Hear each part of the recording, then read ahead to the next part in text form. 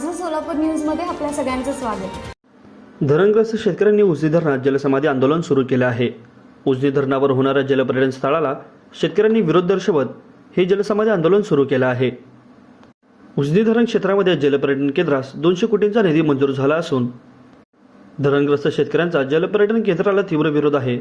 तो विरोध दाखवत शेतकऱ्यांनी जलसमाधी आंदोलन सुरू केले आहे। मागील 5 ते 6 तासापासून हे शेतकरी जलसमाधी आंदोलनामध्ये सहभाग घेतला आहे। यामध्ये महिलांचा देखील सहभाग आहे। उपमुख्यमंत्री अजित पवार यांनी मागील काही महिन्यांमध्येच या आराखड्याला मंजुरी दिली होती।